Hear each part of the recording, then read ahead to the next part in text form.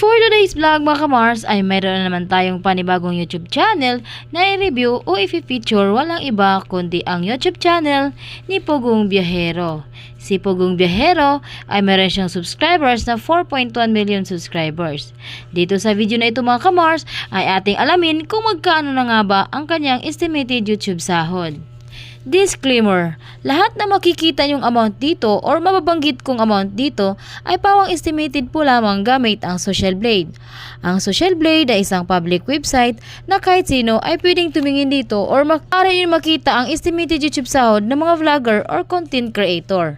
Layunin po lamang ng video na ito ay makapagbigay ng inspirasyon sa mga taong makapanood nito, lalong-lalo na ang mga small YouTubers. Ano pang hinintay natin mga kamars?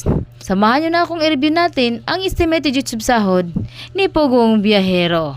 So yun mga kamars, andito tayo ngayon sa official YouTube channel ni Pugong Biyahero dito sa Social Blade. So meron siyang subscribers na 4.1 million subscribers at umabot ang 3,200 videos upload at meron na siyang 1.5 billion video views. Ginawa ang kanyang channel noong August 21, 2016. Total grade B+. Social Blade rank ay pang 52,692. Subscribers rank ay pang 1,019. Video views rank ay umabot ng 18,358. Country rank ay pang 61 siya dito sa Pilipinas bilang isang vlogger. So yun mga kamars, andito tayo ngayon sa YouTube Statistics Summary ni Pugong Biyahero.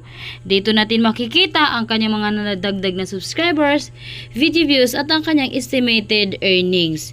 Pero yung titignan natin dito mga kamars ay kanyang daily average at ang kanyang weekly average. Sa kanyang daily average ay nakakuha siya ng $178 sa lowest estimated at umabot ng $2,800 sa highest estimated.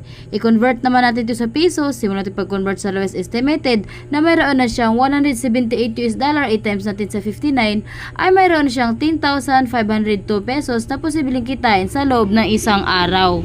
At dito naman sa kanyang weekly average na meron siyang $1,900 sa lowest estimated at umabot ng $30,000 sa highest estimated.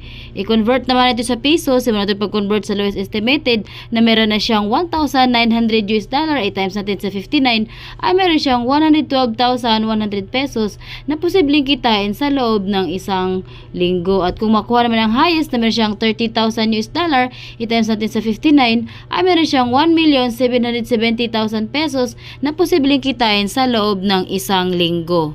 At andito naman tayo ngayon sa kanyang pinakabang-abang na part ay ang kanyang estimated monthly earnings. Sa kanyang estimated monthly earnings ay nakakuha siya ng $5,300 sa lowest estimated at umabot ng 85,000 sa highest estimated.